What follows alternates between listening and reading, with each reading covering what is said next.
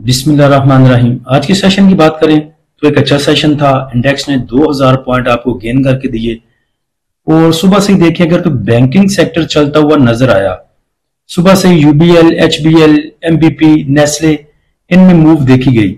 आज सुबह जो इंडेक्स की ओपनिंग थी वो पॉजिटिव ओपनिंग थी 372 पॉइंट के साथ, और वही इंडेक्स का लो लेवल भी था 1,43,409 का। उसके बाद इंडेक्स ने आपको डे और ऑल टाइम हाई दिखाया 1,45,187 का, जिधर इंडेक्स ने 2105 पॉइंट गेन किए थे। उसके बाद अगर इंडेक्स की क्लोजिंग देखें तो वो भी 2051 पॉइंट के इजाफे के साथ 1,45,088 पे आई। ओवरऑल वॉल्यूम की बात करें तो अच्छे वॉल्यूम आज ट्रेड हुए कि ऐसी 100 इंडेक्स में 383 मिलियन के।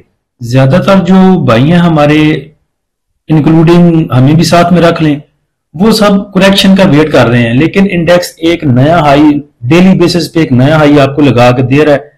अब देखें, फीपीलीपी पे नजर रखें, इदारों पे नजर रखें, वो क्या करते हैं, कौन से सेक्टर में जाते हैं, कहां से निकलते हैं। कल आपको बताया था कि सीमेंट सेक्टर जो है वो अच्छा रह सकता है आज के लिए। तो सीमेंट सेक्टर में देखें तो ज्यादातर स्टॉक आपको ग्रीन नजर आएंगे। एफसीसीएल देख लें, एमएलसीएफ देखें, डीजी खान सीमेंट देख लें, लक देख लें, पावर देख लें। पावर ने वैसे अच्छी मूव दी, जब ये 13 रुपए और 80 पैसे पे मूव कर रहा था तब आपको याद करवाया था कि अच्छे रेट पे है पावर सीमेंट, और देखें आज उसने 15 रुपए और 31 पैसे का हाई लगाया। उसके बाद डीसीएल देखें तो वो भी ग्रीन में, लेकिन डीसीएल को थोड़ा नीचे जाने दे। ये तकरीबन 12 रुपए 80 पैसे से नीचे अगर जाता है तो फिर इसमें एंट्री बनाने के चांसेस हो सकते हैं। आज के टॉप एक्टिव स्टॉक में देखें तो सबसे ज्यादा जो वॉल्यूम है वो बैंक ऑफ पंजाब में ट्रेड हुए तकरीबन 67 मिलियन के।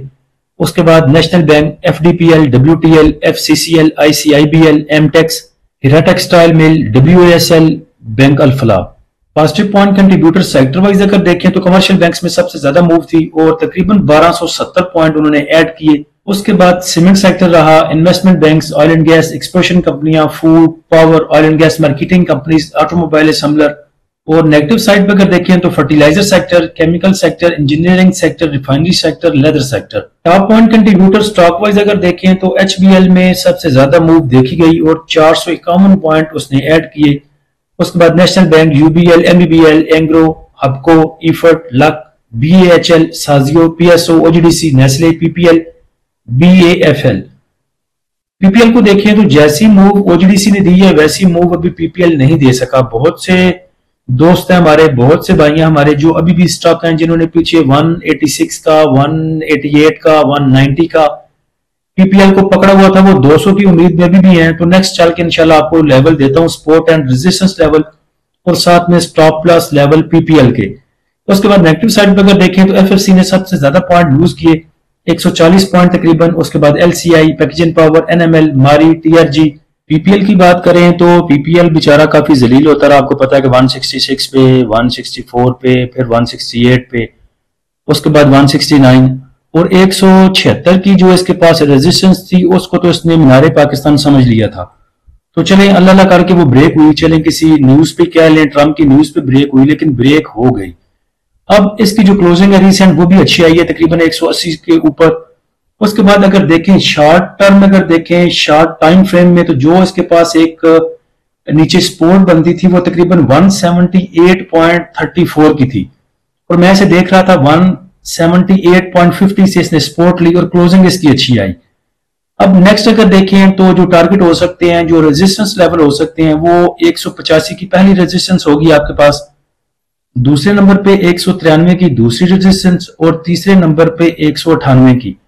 तो ये 3 रेजिस्टेंस लेवल हो सकते हैं, इनको आप टारगेट भी कह सकते हैं, रेजिस्टेंस लेवल भी कह सकते हैं। और स्टॉप लॉस अगर आपने यूज करना हुआ तो 176 का स्टॉप लॉस यूज कर सकते हैं। हम चूंकि प्रीमियम ग्रुप में स्टॉप लॉस यूज नहीं करते, तो अगर अपने प्रीमियम वाले भाइयों को इसके सिग्नल बना के देने हुए सपोर्ट एंड रेजिस्टेंस लेवल पे, तो वो अलग से बना के देंगे, उसमें स्टॉप लॉस नहीं होगा। लेकिन जो भाई स्टॉप लॉस यूज करना चाहें वो 176 का स्टॉप लॉस यूज कर सकते हैं और टारगेट 185 का, 193 का और 198 का रख सकते हैं। और प्रीमियम ग्रुप में हम बहुत ज्यादा जैसे बाकी कॉल्स देते हैं, बाय एंड सेल कॉल्स वैसी नहीं देते, सपोर्ट एंड रेजिस्टेंस लेवल बता देते हैं टेक्निकली अपने भाइयों को, और अकॉर्डिंग टू सिचुएशन मैसेज भी कर देते हैं कि कहां पे कोई चीज स्किप करनी है या नहीं करनी।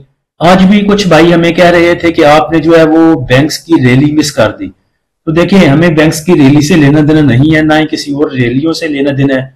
हम चाहते हैं कि हम जो आपको लेवल बताएं, जो रजिस्ट्रेशन सपोर्ट लेवल बताएं, वो बहुत ही वर्किंग करने के बाद बताएं, ताकि जो भाई हमारे साथ काम कर रहे हैं अगर उनको फायदा नहीं होता तो कम से कम लॉस ना हो।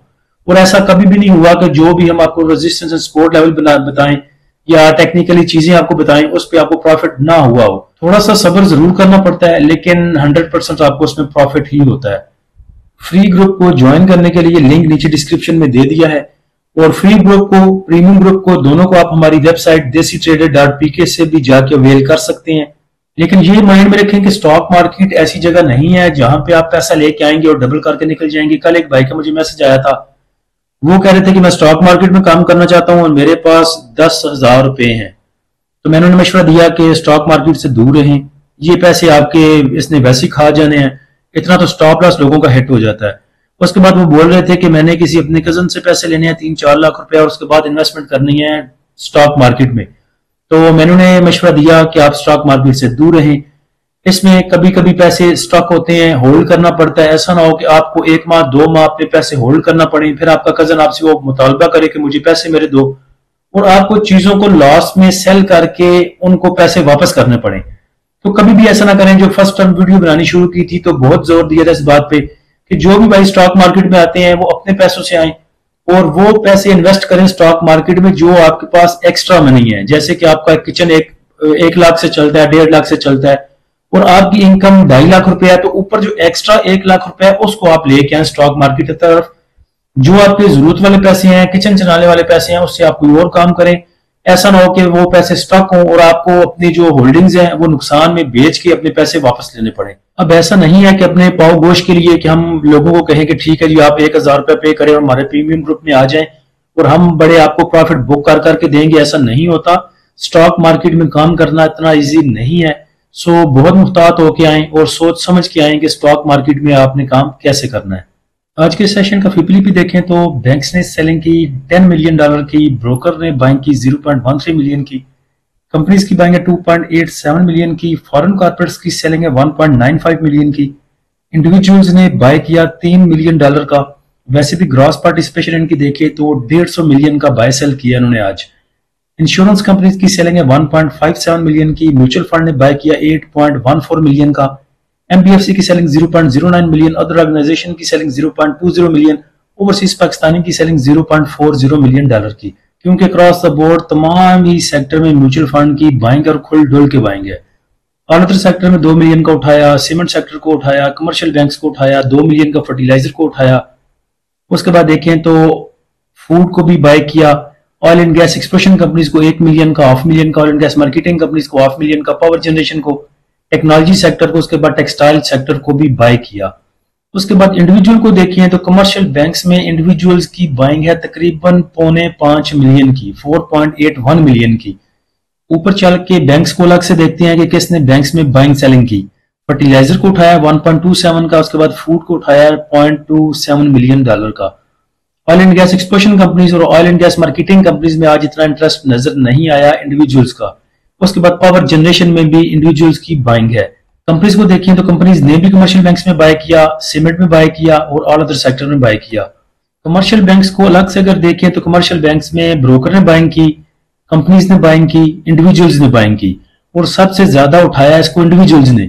अगर देखें तो कमर्शियल बैंक खुद कमर्शियल बैंक्स को सेल कर रहे हैं। $5 मिलियन का उन्होंने सेल किया और उठाया किसने? कंपनीज ने और इंडिविजुअल्स ने। तो मेरे ख्याल से बैंकिंग सेक्टर से थोड़ा सा मुहतात रहें। सीमेंट सेक्टर को देखें तो सीमेंट सेक्टर में कंपनीज की बाइंग है 2.35 की और म्यूचुअल फंड की बाइंग है 0.77 मिलियन की। ऑल अदर सेक्टर को देखें जिसमें आपके ऑटोमोबाइल हो सकते हैं और बाकी तमाम सेक्टर हैं जिसमें रिफाइनरी सेक्टर भी है। तो इसमें सबसे ज्यादा जो बाइंग है वो म्यूचुअल फंड की है 2.12 की। उसके बाद 1 मिलियन का इंश्योरेंस कंपनीज ने बाय किया, थोड़ा सा बाय किया कंपनीज ने, उसके बाद ब्रोकर ने भी और उसके बाद फॉरेन इन्वेस्टर ने भी। Oil and gas exploration companies और oil and gas marketing companies में बैंक इंटरेस्टेड नजर आए। एक्सप्लोरेशन कंपनीज में भी बैंक ने बाइंग की तकरीबन $5 मिलियन की और मार्केटिंग कंपनीज ने भी बैंक ने बाय की 0.40 मिलियन डॉलर का बाय किया। म्यूचुअल फंड ने भी एंट्री ली एक्सप्लोरेशन कंपनीज में। तो म्यूचुअल फंड और जो बैंक्स हैं ये अब जा रहे हैं एक्सप्लोरेशन कंपनीज की तरफ, यानी कि ऑयल सेक्टर की तरफ। और आपका इंडिविजुअल जो है वो जाके घुस रहा है बैंक्स में। तो बैंक से थोड़ा दूर रहे। Cement sector, oil and gas marketing companies, oil and gas exploration companies में काम किया जा सकता है, लेकिन वो बहुत मुहतात होकर थोड़ा सा प्रॉफिट लें और अपनी राह लें। अल्लाह हम सबका हामी नासर हो। इजाजत दीजिए। अल्लाह हाफिज।